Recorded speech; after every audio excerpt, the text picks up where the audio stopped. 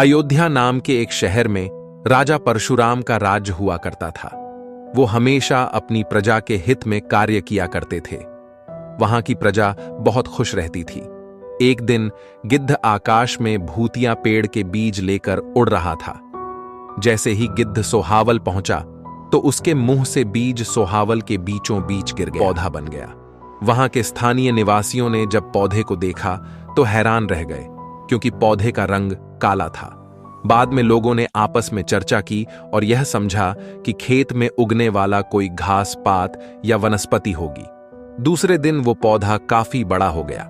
लोगों को और ज्यादा दुविधा हुई कि एक ही दिन में यह पौधा इतना बड़ा। राजा उस पेड़ के पास चौथे दिन पहुंचे थे और तब तक पेड़ और बड़ा हो चुका था।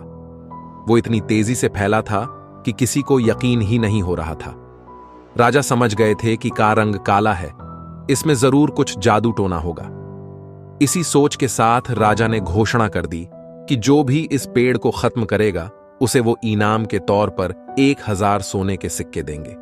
यही नहीं, राजा ने इतनी बड़ी घोषणा सुनने के बाद हर कोई पेड़ खत्म करने के लिए अपना दिमाग लगाने लगा। राजा के सारे चतुर मंत्रियों ने भी तरकीब लगाई, लेकिन पेड़ को कोई भी नष्ट नहीं कर पाया। किसी ने पेड़ के आसपास आग लगवाई तो एक मंत्री ने उस भूतिया पेड़ को हाथियों तक से खिंचवाया, लेकिन पेड़ को कुछ भी न हुआ। अब लोगों के मन में डर बैठ गया और उन्हें लगा। गुरुजी ने अपनी ध्यान की शक्ति को एकत्र करके देखा और उससे पूछा, क्या तुम पेड़ को खत्म करना चाहते हो? समझदार व्यक्ति ने जवाब दिया, हाँ गुरुजी, सब उससे परेशान हैं। गुरुजी ने बताया कि उसे खत्म करने का एक ही तरीका है। इसके लिए तुम्हें उस पेड़ के आसपास नमक डालना होगा।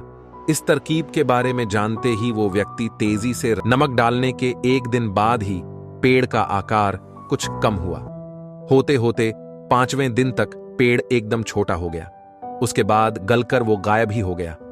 उस व्यक्ति की तरकीब काम कर गई और राजा ने खुश होकर उसे इनाम की 1000 सोने की मोहर पहले दी। उसके बाद एक पत्र दिया जिसमें लिखा था कि वो राजा के मरने के बाद उनकी गद्दी को संभालेगा।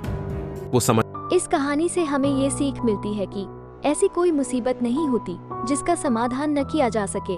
जरूरत है तो बस धैर्य और समझदारी की।